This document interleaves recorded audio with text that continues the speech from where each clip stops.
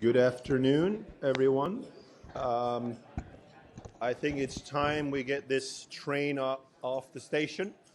My name is Jacob Kierkegaard, and on behalf of President Adam Posen, who is today in China, I believe, and sends his regrets, it's my great pleasure to welcome you once again to the Peterson Institute for another of our events that focuses on the whole set of issues related to economic growth in the 21st century. Productivity growth is obviously keen to our heart, but not quite as keen as a think tank, of course, on the issue of intellectual property rights. So it is my great pleasure to welcome you today, the chief economist of the World Intellectual Property Organization, Dr. Carsten Fink, who is going to talk to us about the main conclusions of this year's World Intellectual Property Report, which I believe it's fair to say is WIPO's flagship annual publication. And following that, we have another special treat with my colleague, Professor Lee Brandstetter, who splits his time between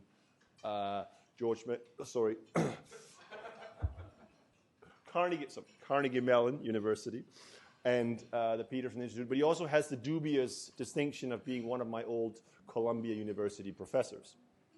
That's really all you need to know from his CV. Carsten will talk initially for about 20 minutes, and then Lee will offer some remarks, after which all of us will go to the podium. We'll have a little bit of Q&A, and then all of you will get your chance to weigh in. So without further ado, Carsten, the floor is yours.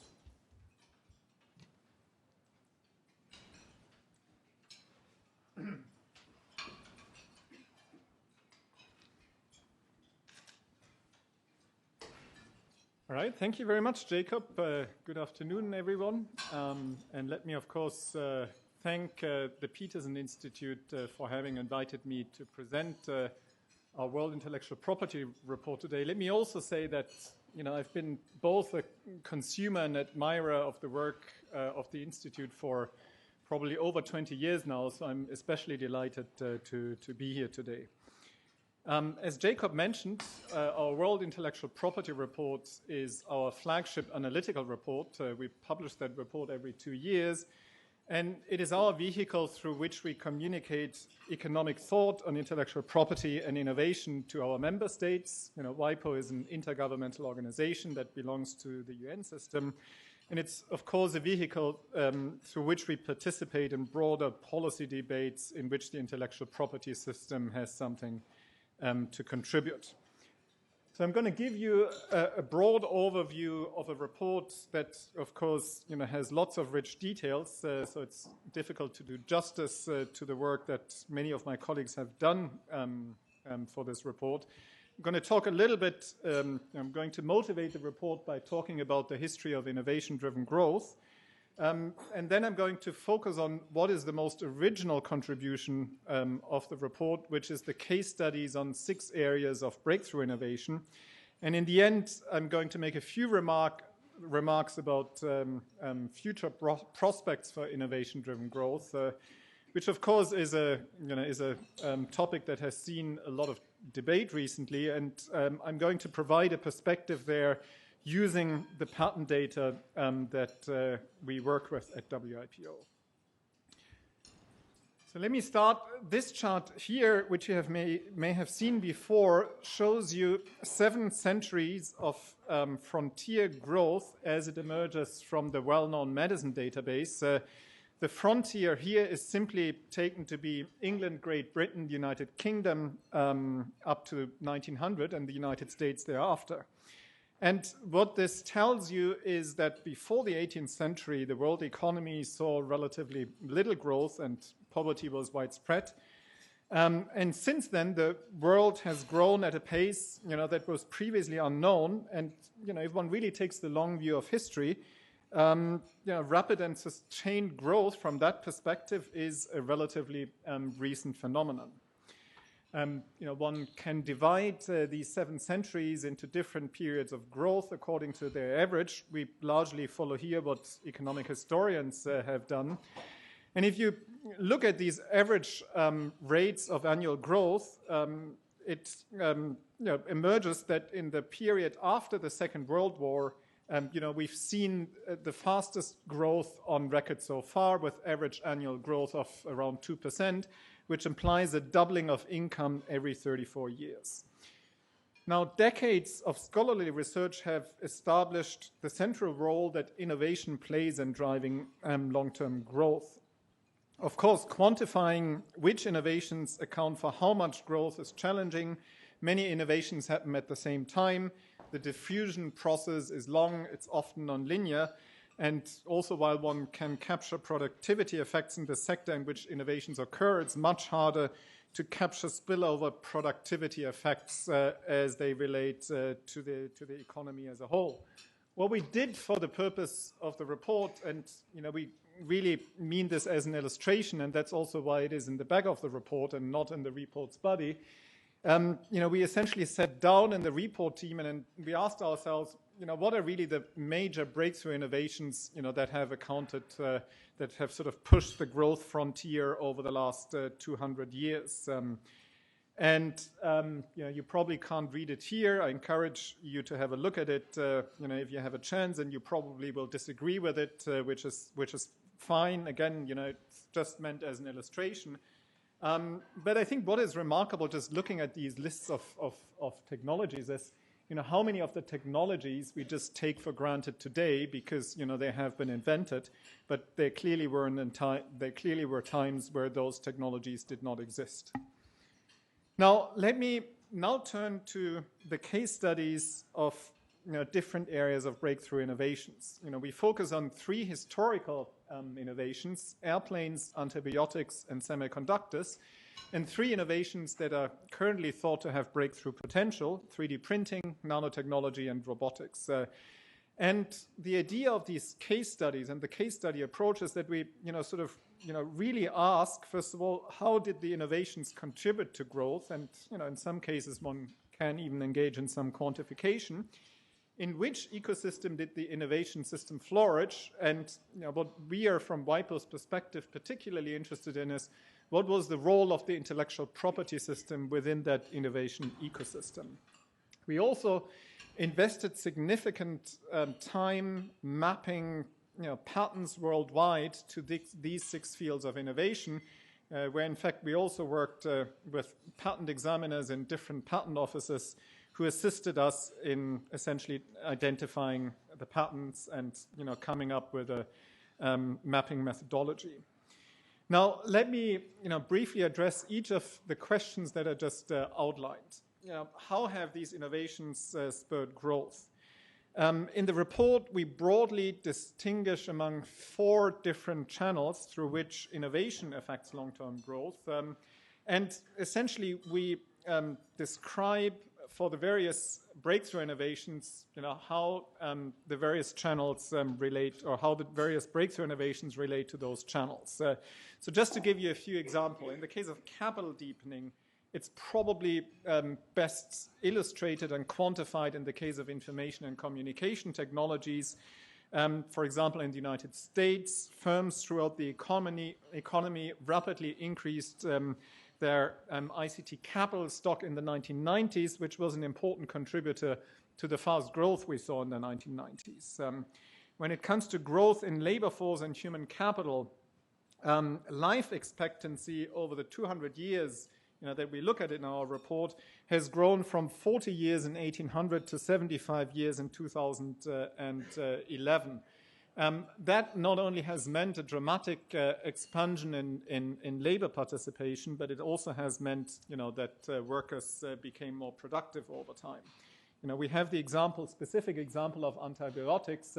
This chart here compares the decline in mortality in the area of infectious and cardiovascular diseases, and you can see the quite dramatic decline in the case of infectious diseases.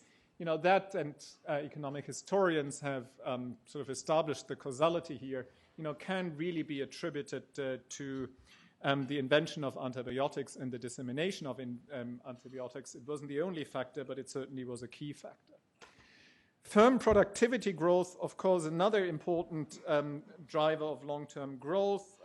It's the increased efficiency with which inputs are converted into outputs. I think our robotics case study, provides the best evidence to this effect. The widespread deployment of robots in various manufacturing industries, did a lot to improve efficiencies in these industries. Finally, the transformation of economic structures is probably what we regard as one of the most important channels through which innovation affects economic growth. That happens through firm entry, firm exits, the reorganization of supply chains, and the redeployment of workers in new activities and growing sectors of the economy. Now, what did we learn about successful innovation ecosystems? I think the points I'm going to mention here are probably fairly obvious, and you probably would find them in standard textbooks on innovation economics. But it's nonetheless interesting that they were really borne out in all of the case studies that we conducted. First and foremost is the fundamental role of governments as the main funder for scientific research, but also in many cases, governments were critical in moving promising technology from the laboratory to the production stage, and in many cases motivated by national defense interests. Then secondly, competitive market forces and efforts of companies.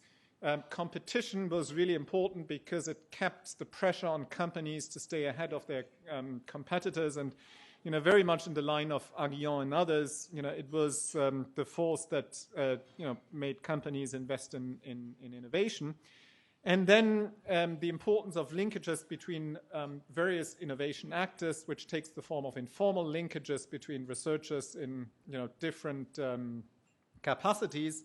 Also, the movement of workers, among companies between academia and the private sector was important, as well as formal collaboration mechanisms, licensing of patents and so on, that differs from one innovation to another. But these linkages matter greatly for a vibrant innovation ecosystem.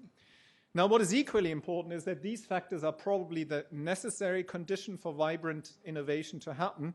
But we also learned that initial conditions and historical context mattered a great deal. And especially for airplanes, semiconductors, antibiotics, it's quite clear that the impetus provided by the geopolitical context at the time, the Second World War, the second half of the 20th century, the Cold War, played an important role in certainly driving the direction of innovations.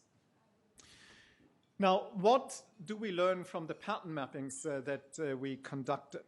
Now, certainly I should start with a caveat that there is no one-to-one correspondence between the patent landscape and the innovation landscape.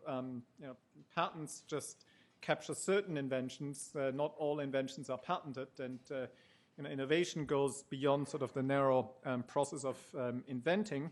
But nonetheless, we learn a lot from patent data because it gives you rich information on the geographical origin of innovation as well as the institutional background of innovators.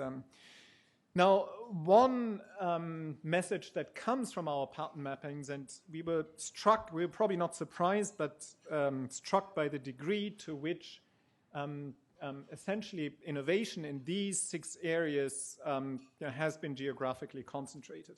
Essentially 3 countries, the United States, Japan, Germany, France, the United Kingdom, and the Republic of Korea, account for 75% or more of global patent families.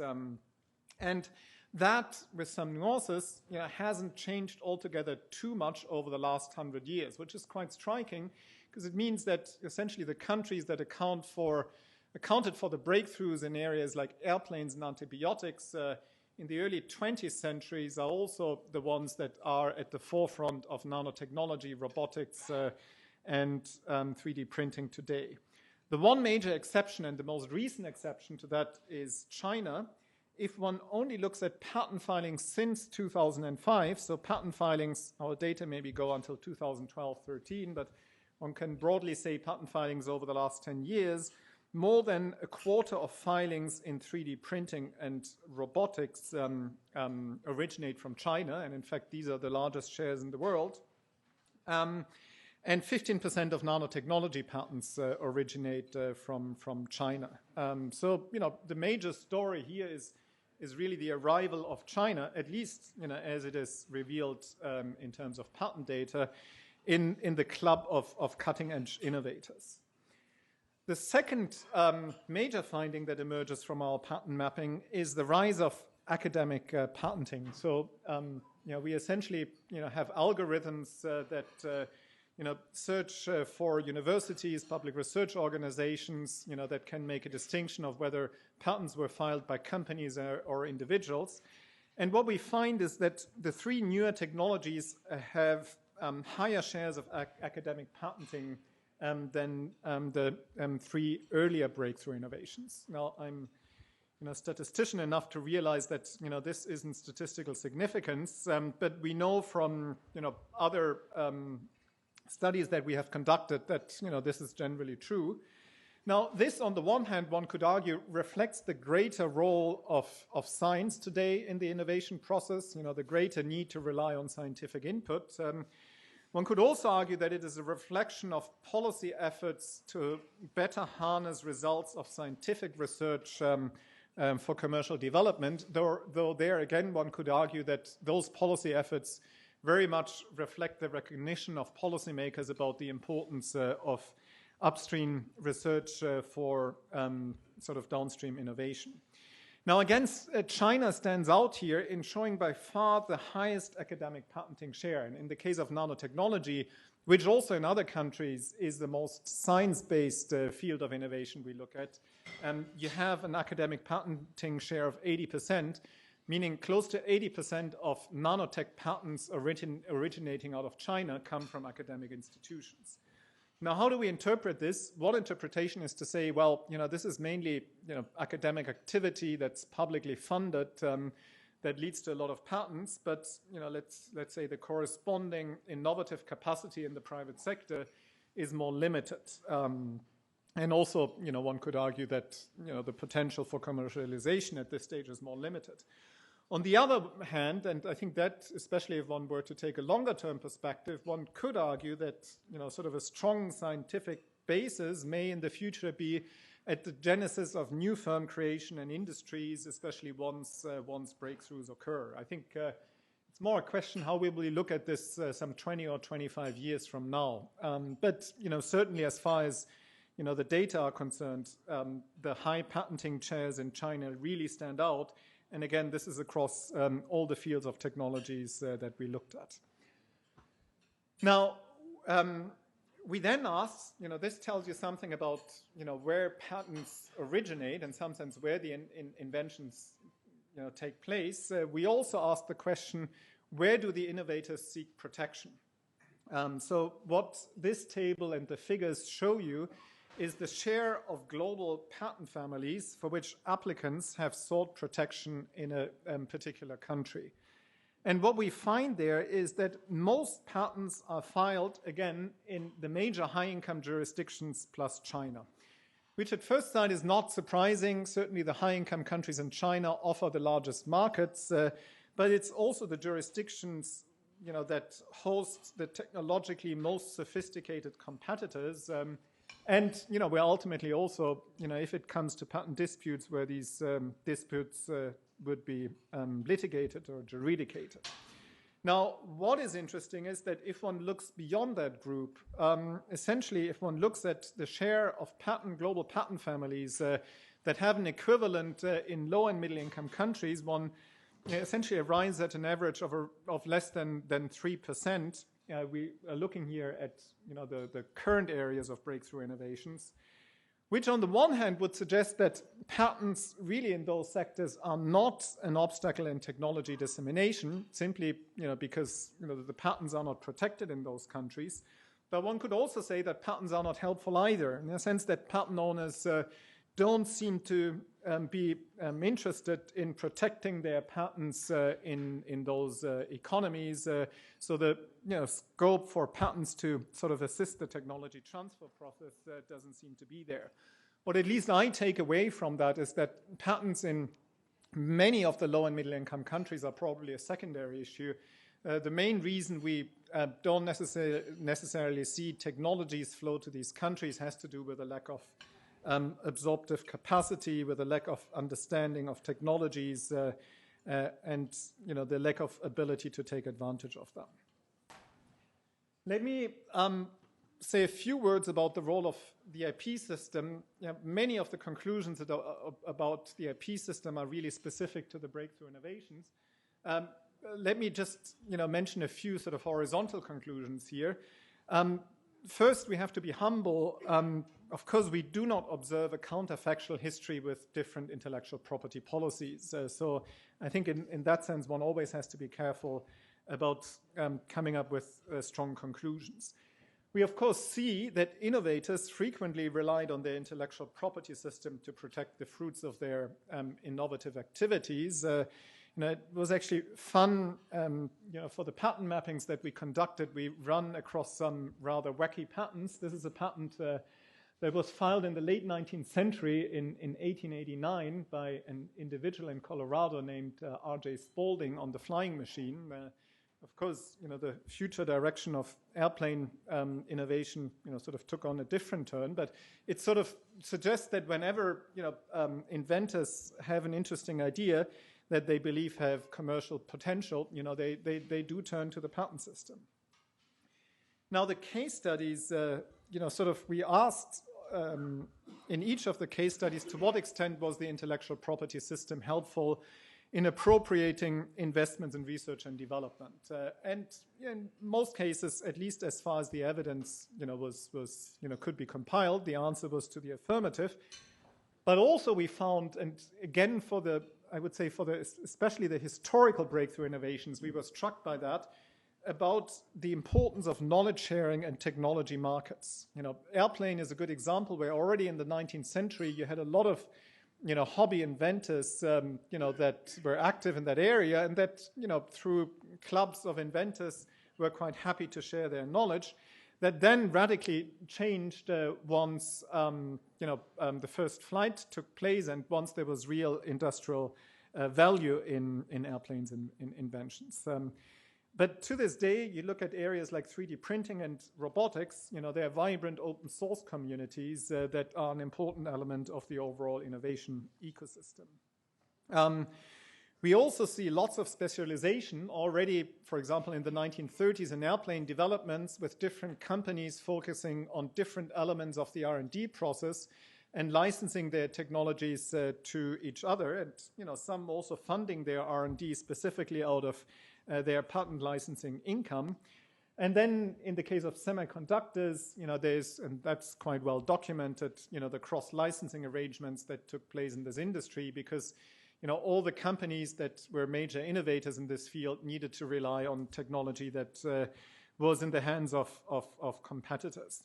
Generally, we conclude that IP rights enable technology markets and knowledge sharing, but we also found that, for all of that to happen, social norms were really quite important. In some sense, the IP system where it was relevant provided the legal underpinning for knowledge sharing to happen, but there was a lot more for that to take place, and social norms as to what knowledge you could in some sense take from a competitor, and what are the limits as to what you can do, they were quite important.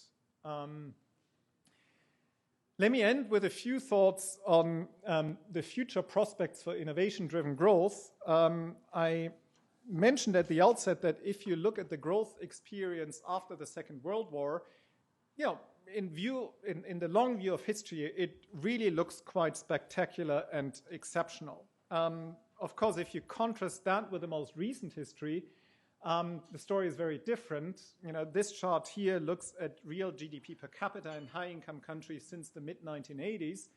From 1984 to 2007, you see average annual growth of 2.1%.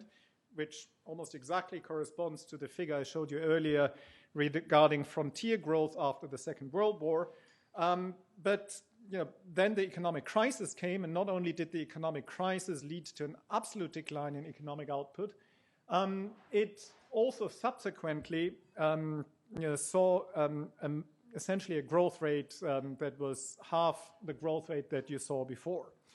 And as many of you probably know, that has led to a quite lively debate about, what is the future growth potential? Can innovations still drive growth? And, should we be optimistic or pessimistic in that regard? And just earlier this week, I think the Financial Times had a great overview of, all the arguments that have been put forward in that context. Let me just briefly, summarize what are some of the more optimistic and pessimistic perspectives on this question. And then I'm going to show you a few charts that at least give a pattern perspective on this question.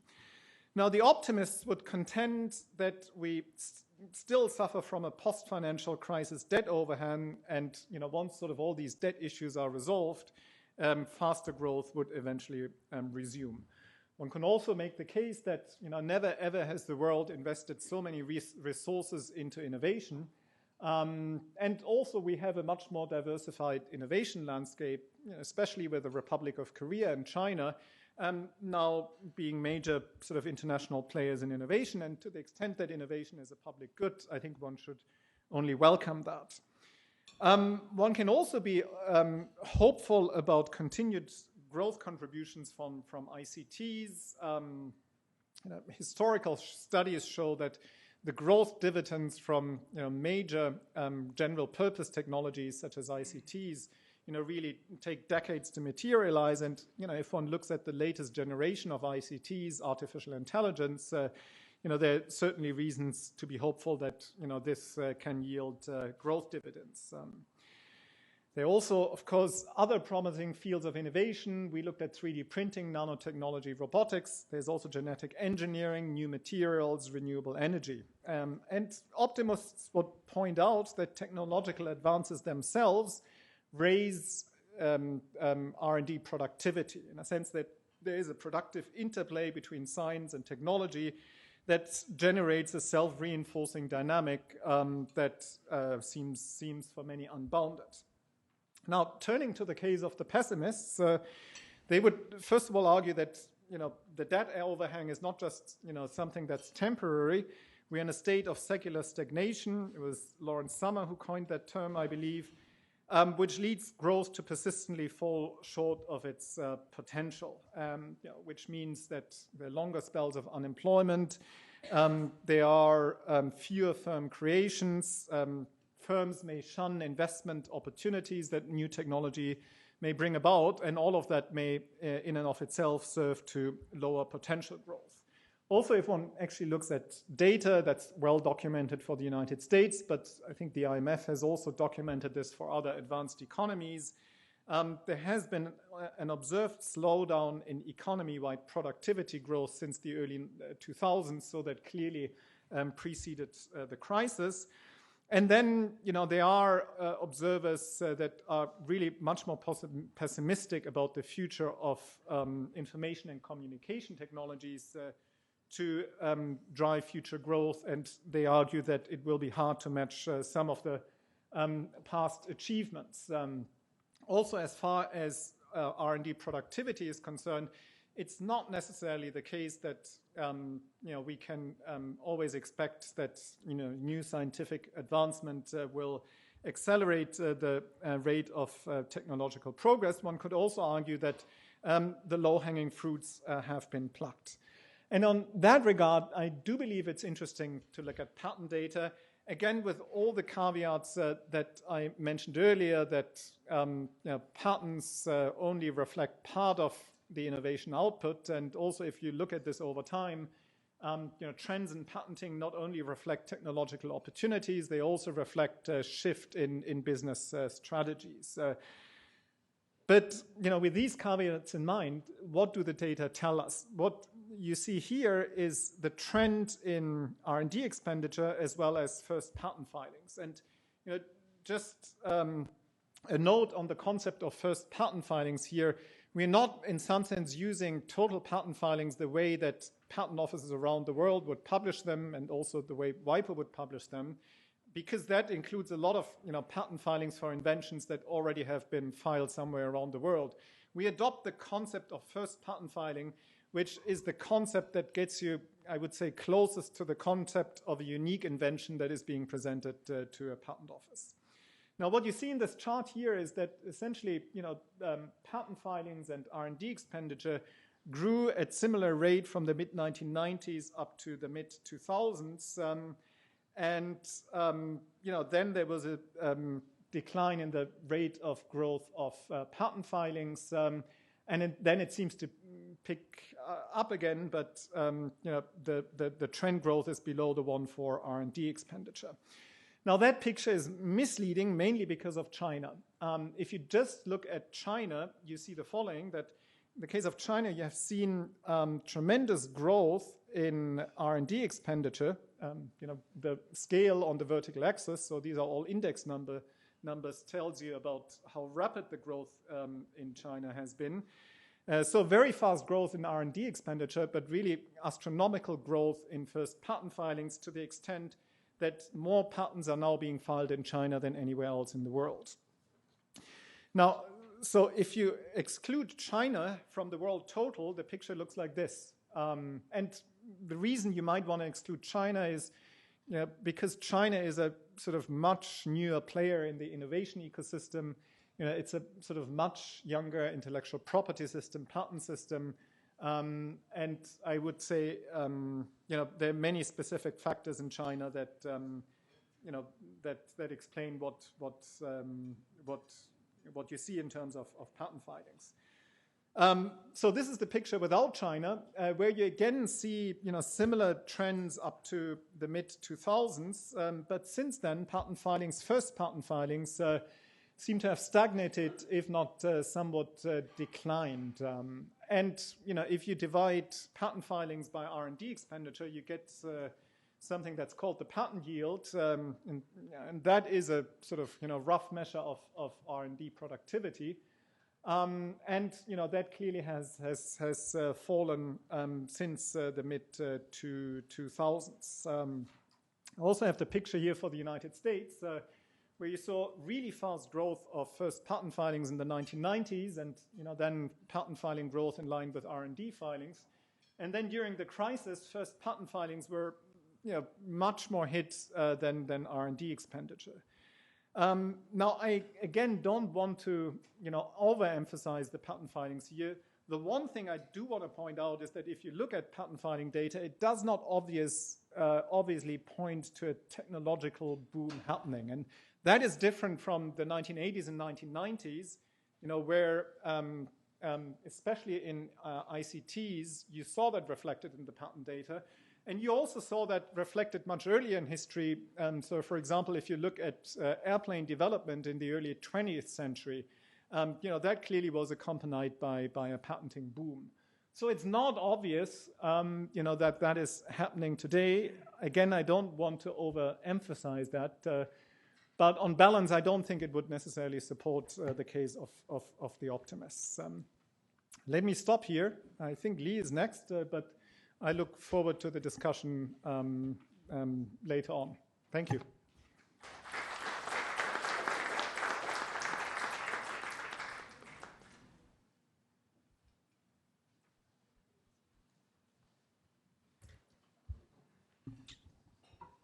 So I'm delighted to have the opportunity to follow Carsten Fink's interesting presentation.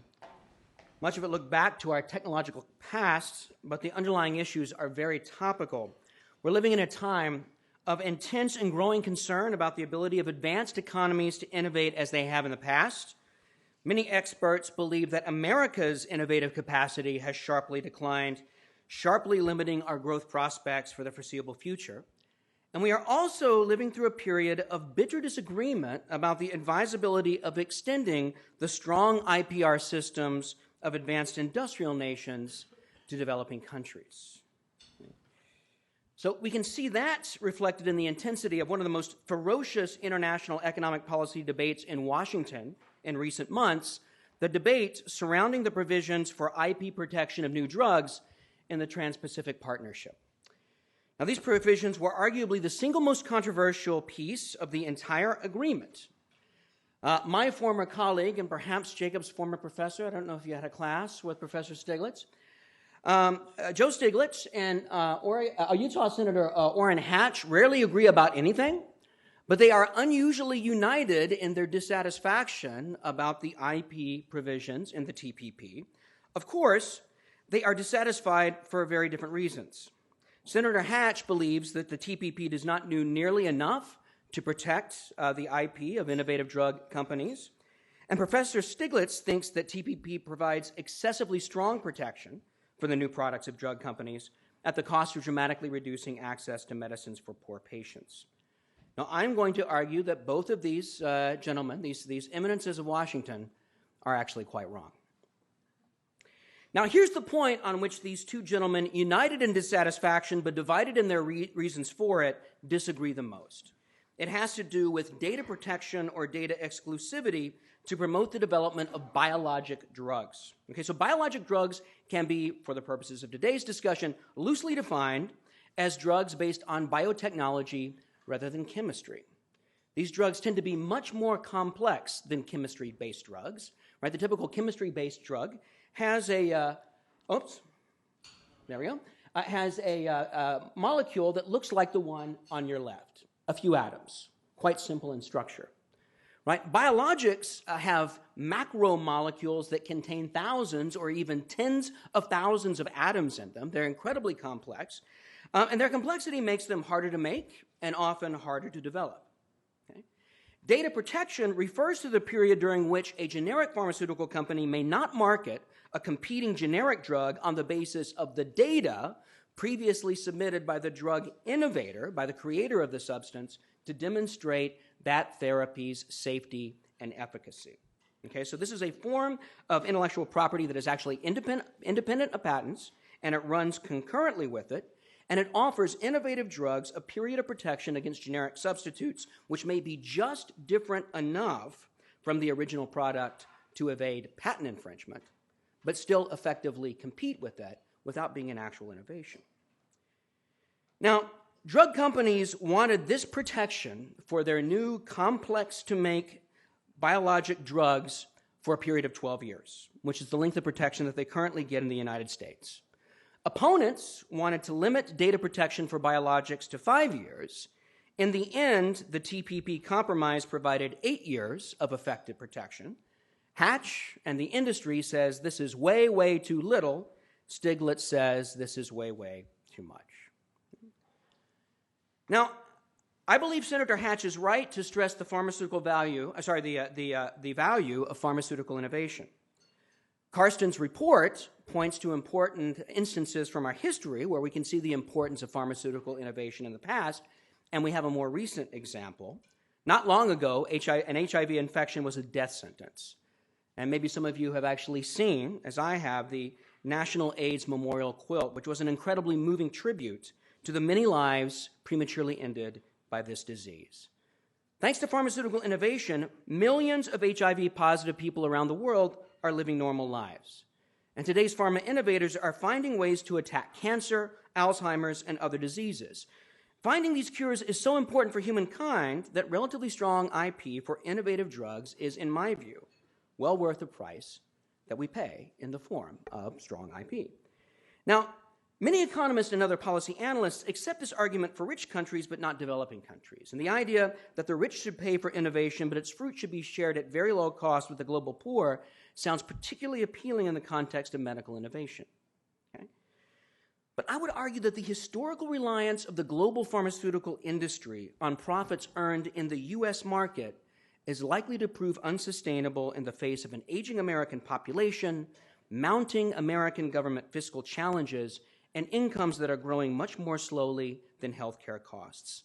The willingness of American consumers to underwrite a disproportionate share of the world's drug development costs has limits that are visible even in the context of this year's particularly combustible election year politics. And I don't think anyone seriously expects highly indebted Japan or slow-growing Western Europe to pay significantly more for their drugs.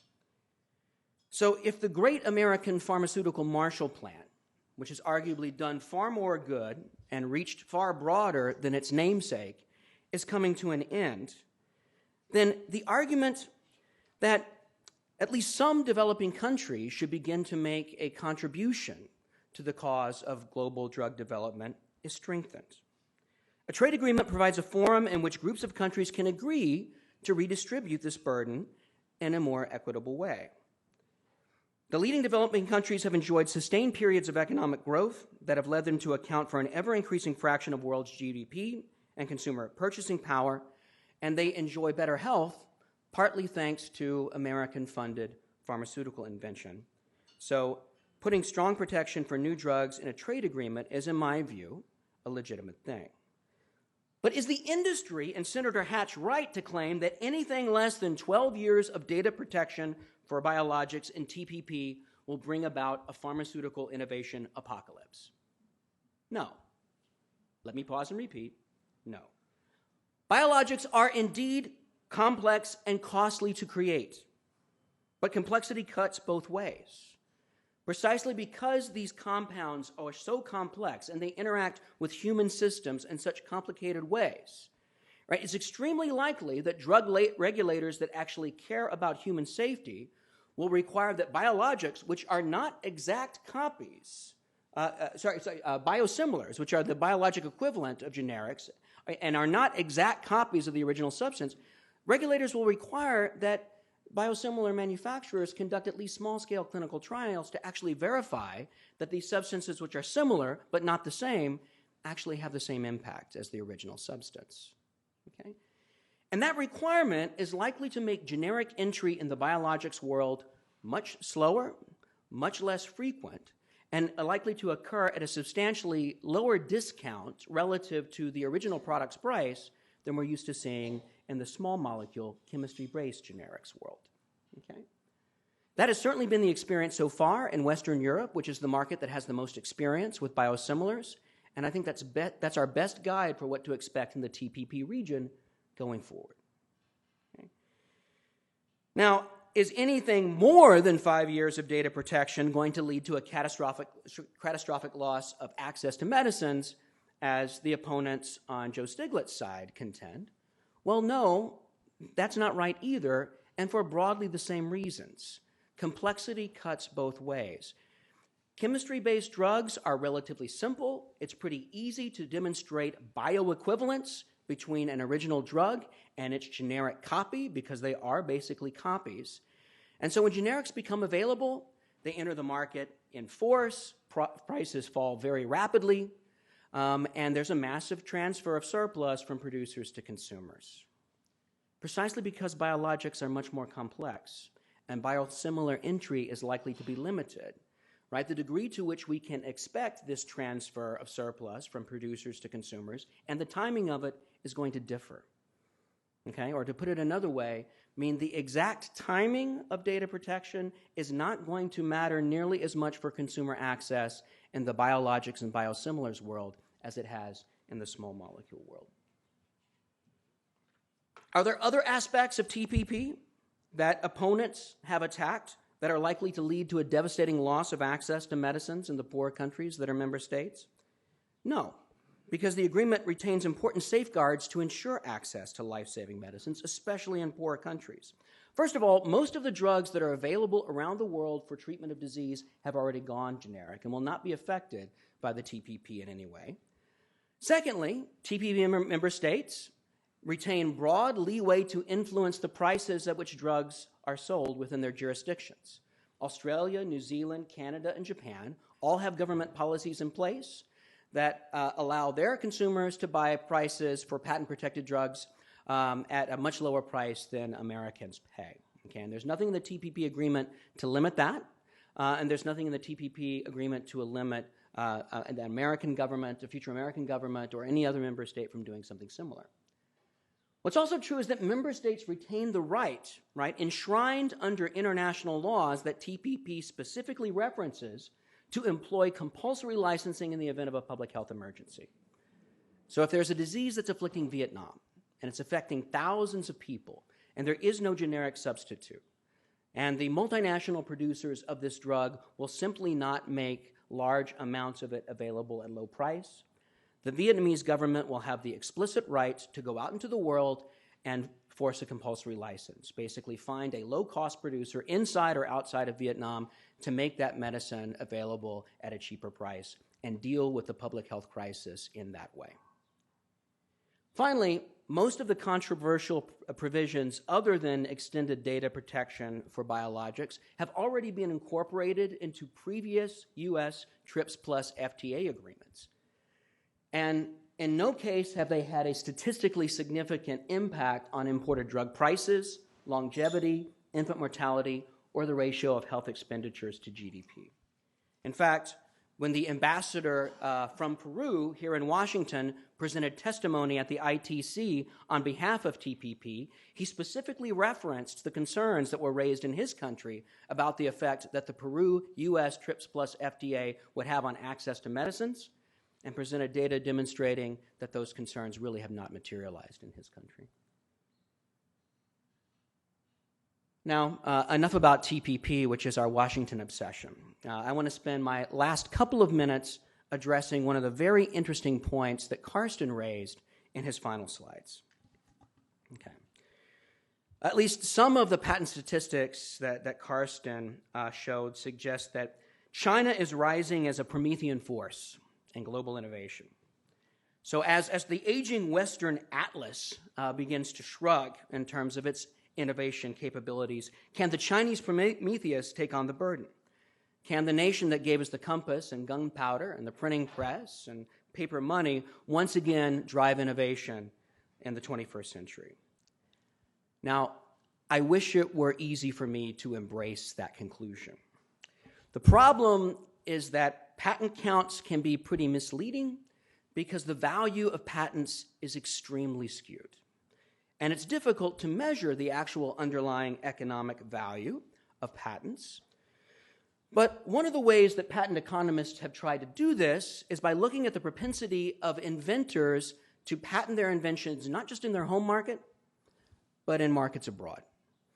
Okay? Now, under international patenting law, you actually have the right to patent something first in your own country and then wait up to a year before deciding to pursue patent protection in another country and still retain your original application date everywhere. Okay? Many patents are taken out at a very early stage in the research process when the underlying value of the innovation is not known. And so looking at the propensity with which innovators decide to pursue patent protection outside their home market can be a very useful way of inferring what the inventor thinks about the value of their inventions. Right? And the fact is that even an economy as large as China is a relatively small part of a much larger global economy. And if they want to protect their intellectual property outside their borders, they need foreign patents. Now, depending on how you measure this, U.S. inventors patent up to 15% of their 50% of their domestic patent applications abroad. For China, the number is about 5%. Right? In other words, 95% of the inventions for which Chinese inventors receive patent protection in China are judged by the inventors themselves, apparently, to not be worth patenting in other countries, even other countries with a GDP much larger than China's. Now, this suggests that the real value represented by the Promethean surge in the number of Chinese patents is something a little less impressive. Okay? But I don't want to leave you with bad news, even if I am a dismal scientist. Okay? Together with one of my graduate students at Carnegie Mellon, I've been trying to carefully analyze what Western multinationals are doing in China when they employ local Chinese scientific and engineering talent. Right? The amount of Western R&D being conducted in China has continued to increase. This R&D activity is generating a rising number of patents. And it's possible to look at and evaluate the quality of these patents. And what we find is that they're amazingly good. Right? Using all the indicators that patent economists have, we find evidence, right, that the inventions multinationals are creating in China with Chinese staff are at least as good, perhaps better, than the inventions that the same multinationals are creating in their traditional R&D centers of the United States, Japan, and Western Europe. So what this suggests to me is the possibility that we really can't allow Atlas to fade from the scene and rely on the Chinese Prometheus to take his place, that Atlas and Prometheus actually need to work together to generate the innovations that will drive growth in the 21st century. And what does that require? Well, in China, it requires a continuing openness to Western investment and a greater commitment to the protection of Western intellectual property, because it does seem like multinationals, right, by connecting Chinese talent to Western expertise, are able to generate higher quality inventions than indigenous Chinese firms alone, at least at this point. Okay? But that notion of a partnership also requires that the West remain open to Chinese goods, and that policymakers here should not fear the globalization of multinational R&D as some kind of threat to international interests, to our national interests. So, maybe I could just close by noting that perhaps that's not an unlikely conclusion to hear from somebody in this building. But I think it's important for us to keep our eye on the ball, right? If we're going to generate the innovations that will create the 21st century global economy that our children deserve, then these two forces do need to find a way to work together. And that does require some fidelity to our traditional notions of openness and global integration that are now under such vociferous rhetorical attack. And with that, I'll conclude, and thank you very much.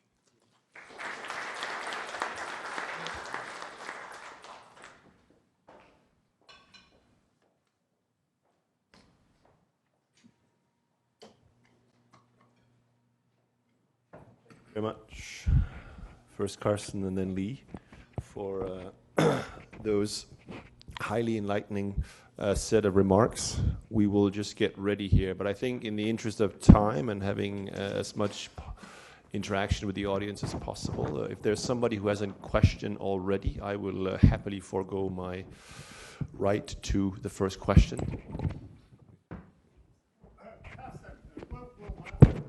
Oh, sorry. Please identify yourself.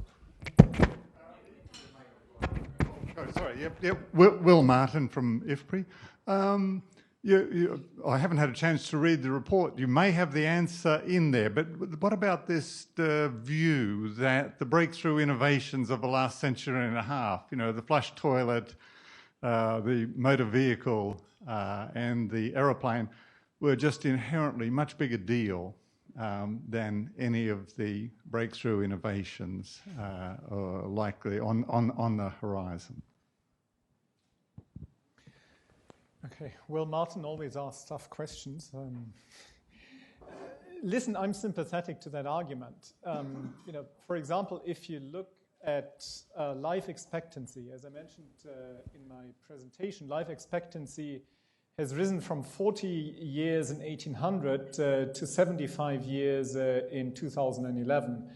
If one were to imagine a similar expansion in life expectancy, something really big would need to happen. I think if, for example, we make progress on, some of the unresolved medical issues such as cancer, Alzheimer, and so on, I think that can prolong life. But, will we see the type of increases in life expectancy?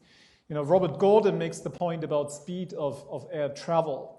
Pretty much the speed of air travel that we travel with today is the one that was achieved in the 1950s, and we haven't seen much progress since then. Although, I read the other day that I think Lockheed Martin is working on some military plane that can fly several times the sound of speed. But, I don't yet see any civilian application of that. That certainly, is something that, I tend to agree with. But I think, how does the saying go? One should always be careful about making predictions, especially about the future. It's very difficult, to predict future technologies and the impact they might have.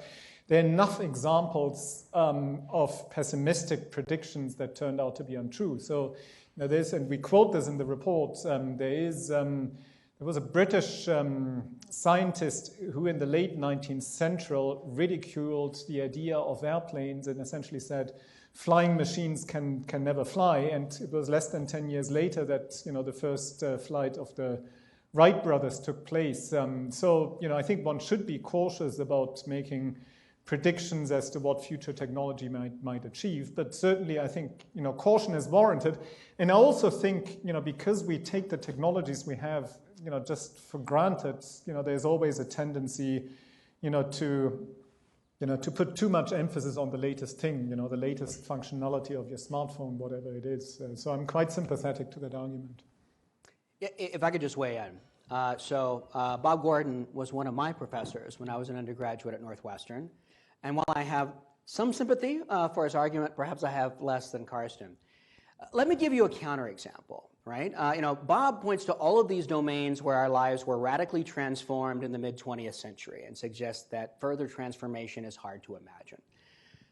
But let's think about a university classroom, right? As I like to tell my students, my basic educational technology would have been quite recognizable to the founders of the American Republic or even Plato and Socrates, right? I come into a room, they come into a room, I talk, they listen, sometimes they ask questions, sometimes I give a useful response, okay?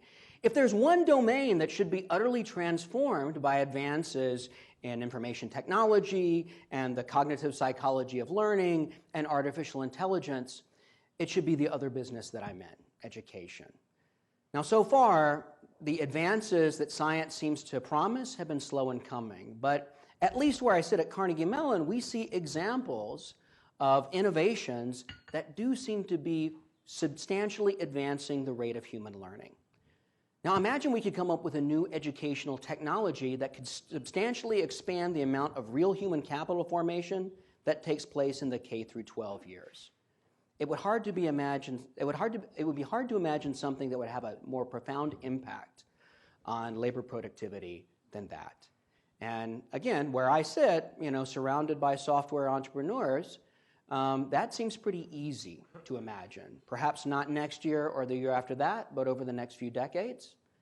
So I think I have to take issue with Bob Gordon. There are certainly untransformed domains where transformation is pretty easy to imagine.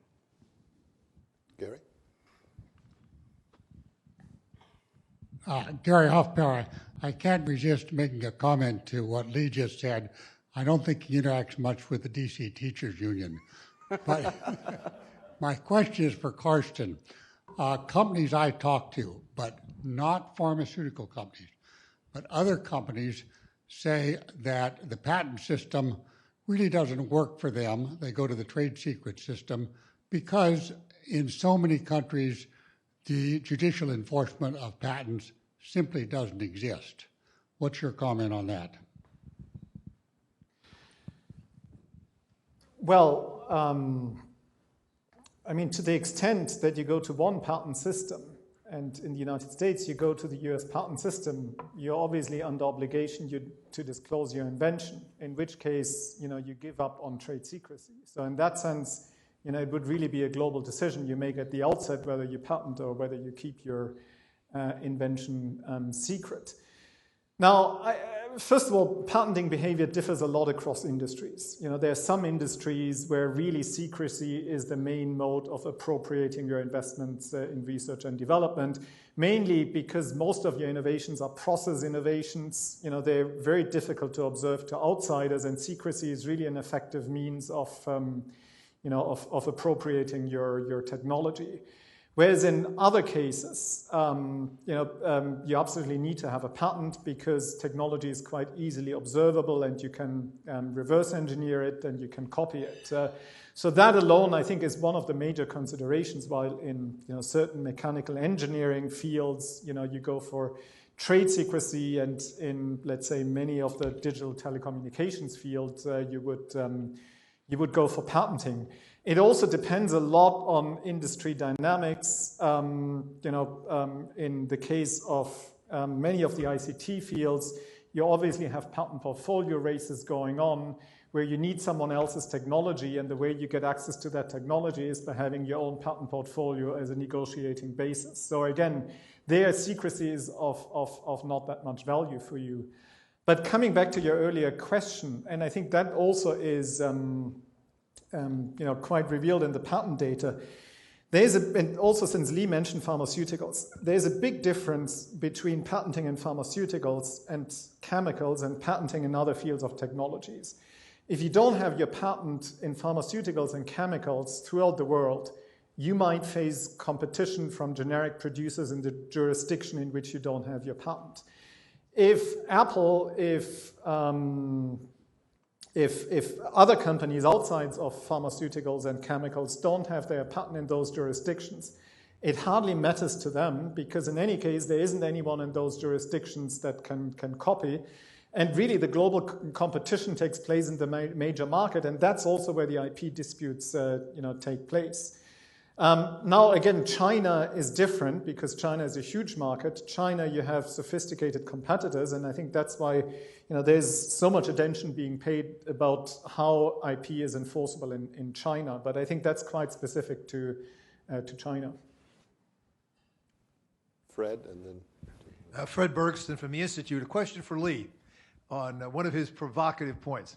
I agree with you totally that the United States has subsidized world health through its technology protection system, and that it would be an equitable proposition to end that practice. Yeah. And further, that you said trade agreements are a legitimate place in which to pursue that goal. But as you also said, the trade agreements don't get you very far down that road. You basically said 5 versus 8 versus 12 for biologics doesn't make much difference one way or the other. So suppose you're President Trump. Oh my gosh. Pardon the thought. Do I have to suppose that, Fred? Who has come into office pledging to cut $300 billion out of U.S. health costs by becoming a serious negotiator on pharmaceutical prices. Now, how would he do that? Would he emulate the world and put on price controls in the United States, which is about the only country still that doesn't put price controls, and that's where the subsidy actually comes through? Is there something else that could be done to achieve the goal that you laudably state without being quite so disruptive? How would one go about achieving your very laudable objective? And if you did something that sounds extreme, like going to pharmaceutical price controls in the United States, what is your judgment as to the impact on pharmaceutical innovation and the ability then to come up with increasingly powerful medicines to try to get those new breakthroughs and deal with the big health problems, cancer, Alzheimer's, et cetera, that we all want to see improved? Okay. So, great questions. There are actually, I think, two issues in the question, which I'd like to address. So first, while I do think that there has been way more vitriol on the, 5 versus 8 versus 12, period of protection, data protection for biologics issue, I actually don't believe that TPP does little to strengthen IP protection in general and IP protection for pharma in particular. There are a bunch of other provisions, right? Patent term extensions, patent linkage, patent and data protection for incremental innovation, and general provisions for the strengthening of judicial enforcement of patents elsewhere in the agreement that I think will move the needle in a substantive way.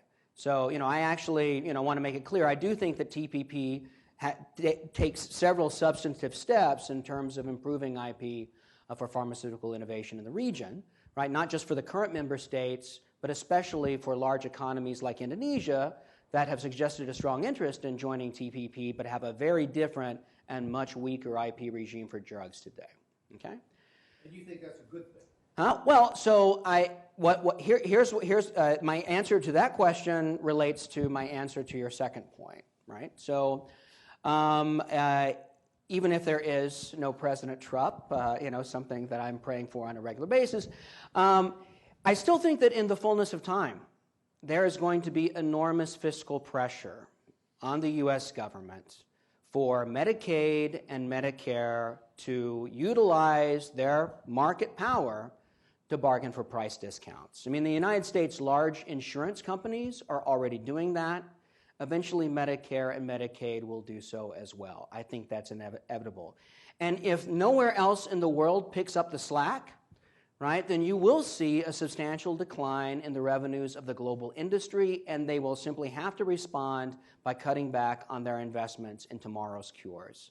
And it's precisely because I want to avoid that outcome that I think it's important for us now to try and use trade agreements like the TPP to broaden the base, right? I mean, that's actually what it amounts to, right? We're taxing ourselves to provide a good that will do good for generations to come. The marginal rate on Americans is going to have to come down. It's not politically sustainable. We need to broaden the base. And that's what TPP tries to do, with some success. At the back. Thank you, Jacob. I'm Gonzalo Garcia from the MS of Spain. I wanted to ask you about the case for reform of the patent system. There are several economists, Baldwin and Levine among others, that have called for a reform, and they have put forward several reasons. The system as it is today might slow a process of technology progress which is cumulative. There's an excess of rents. It kind of slows also the diffusion of knowledge, which of course is central to development. My question is, do you think, not because of these reasons necessarily, but do you think that there are useful reforms of the patent system that might be worth kind of exploring? Thank you. Should I go first? Hmm? Should I go first? It's up to you. It's up to you. Well, I mean, one answer to that is certainly that one has to look at this country-by-country basis, and I think the United States here stands out. I think there's certain issues with the patent system that are quite specific to the United States.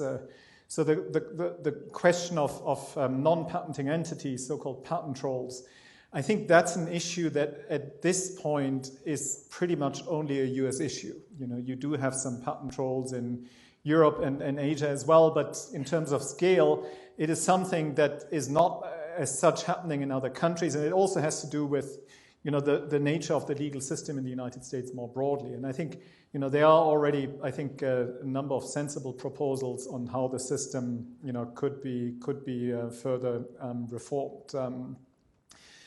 There's also, and I think, you know, that's something that, you know, also comes out of the work we've done. There's always a question, you know, about the breadth of patent protection and I would say patent quality more generally, especially at initial stages of, let's say, an innovation cycle where it's not quite clear, you know, where technology leads to. I think these are things that, you know, many patent offices struggle with, and then, you know, ultimately courts sometimes have to resolve that. And I think, you know, that's something where, you know, policymakers always have to be active, always have to be on their toes, where, you know, patent offices have to be on their toes to, you know, strike a proper balance there.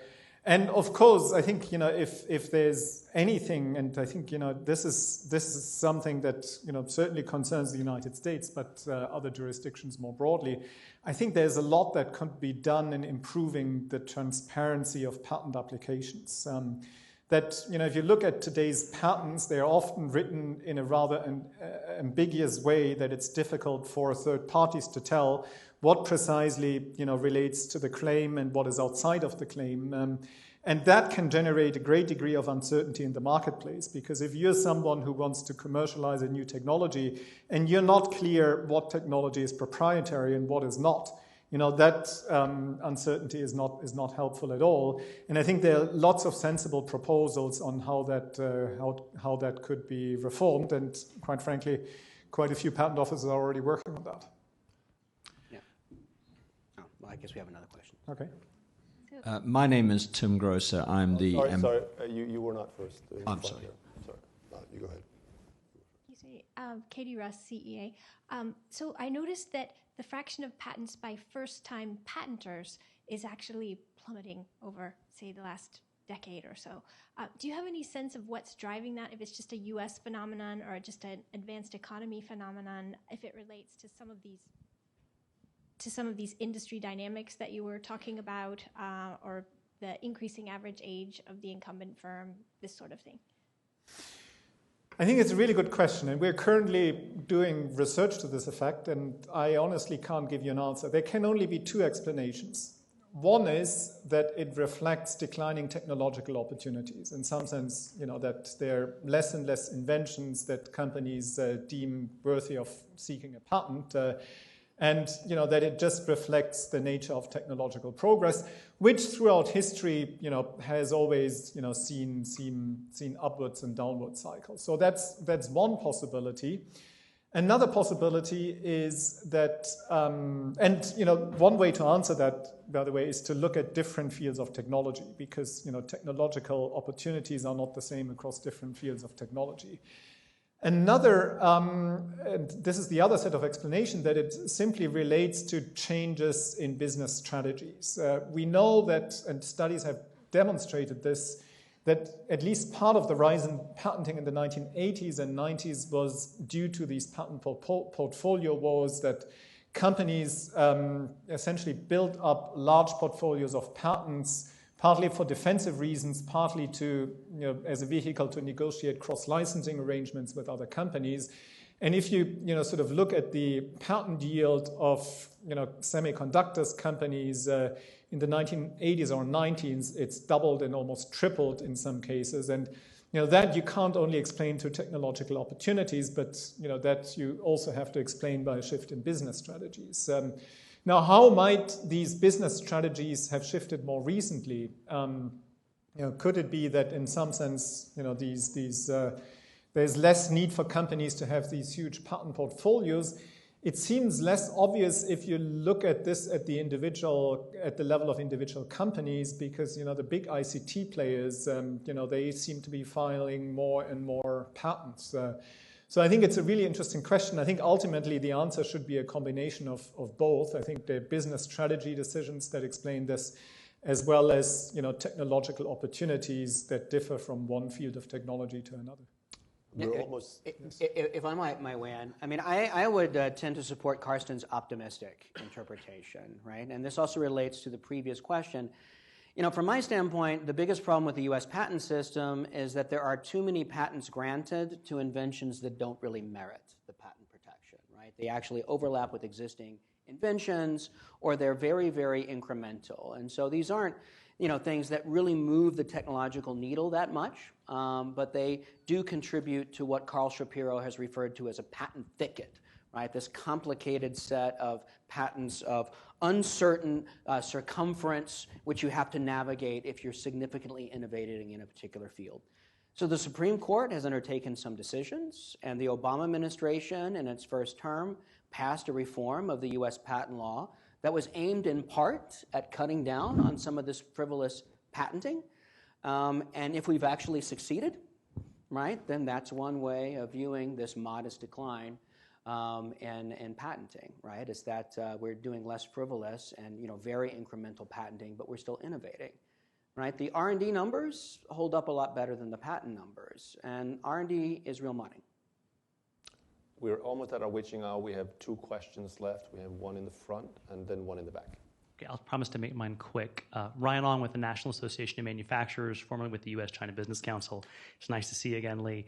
My question is actually on patent quality as well. And again, I think we've talked a bit, and Karsten, you talked a bit about some policy pieces and looking at patent quality issues and patent quality questions in the developed world. Lee, you mentioned one possible look at this in terms of for Chinese patents, whether or not those patents are filed abroad. And I think there's probably a variety of reasons, including business factors there as well. But how do you look at in patent quality issues in the developing world, and how does that factor into both some of the statistical work that you do in this really fantastic report, but then also the policy recommendations that you're making to both inventors and policymakers in those countries? Thank you very much. My name is Tim Grosser. I'm the New Zealand ambassador here in Washington, but until a few weeks ago, for the last 7 years, I was Trade Minister of New Zealand and deeply involved, of course, in this issue. The first thing I want to say is, I say this on the record and under oath if I could find the right book to put my hand on, is that Lee is not on the payroll of the New Zealand government. And as far as I know, is not on the payroll of the Australian government. I want to say that, Lee, because I'm not sure, I don't believe we've met, but the exposition you just gave was as good and as clear an exposition of what we believe is the underlying reality here behind the 8-year deal. While I don't want to go into this in any depth, I just want to make a few obvious points. First of all, the debate that's about to take place, well, it's already underway in the major TPP countries to reach the threshold of 85% of GDP. The crucial issue is obviously Japan and the United States, and of the two, the process is going to be more fraught in the United States.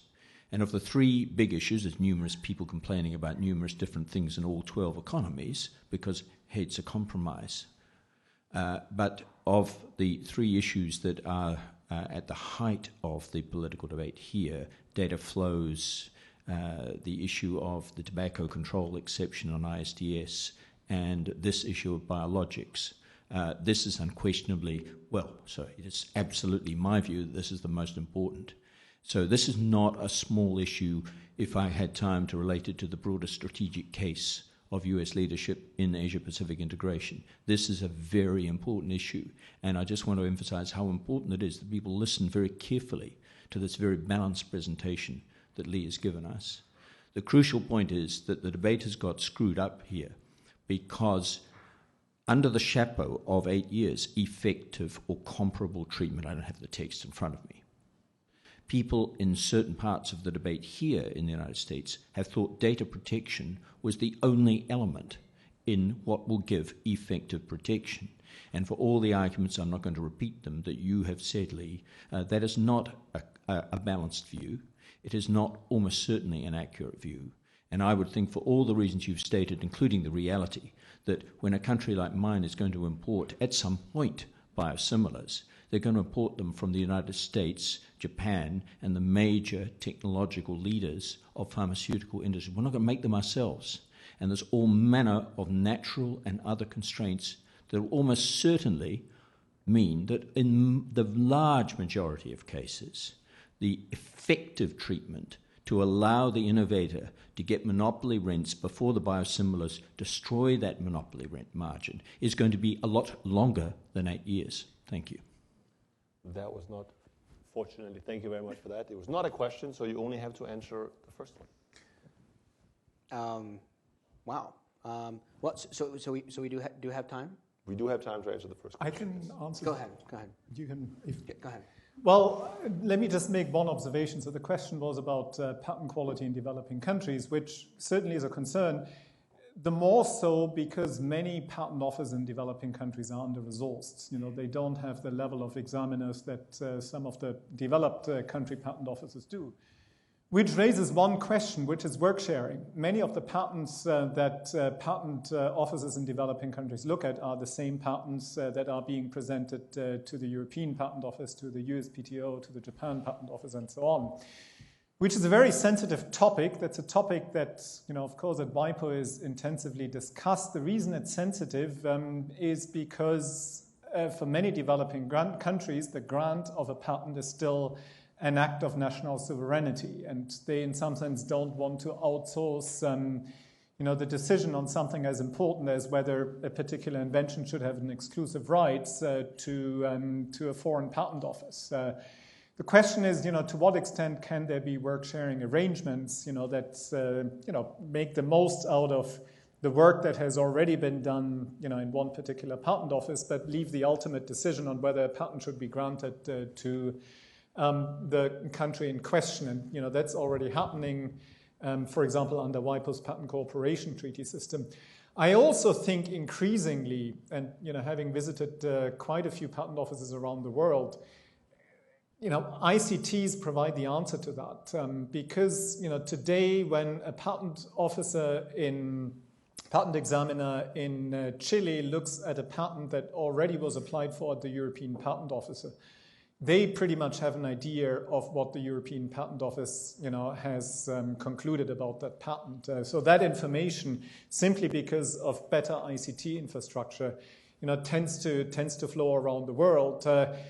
Which, at one level you could argue, in some sense, if they're really supposed to have an independent look at it, and they de facto rely on the examination decisions that have been made abroad, you might as well agree to some formal relationship.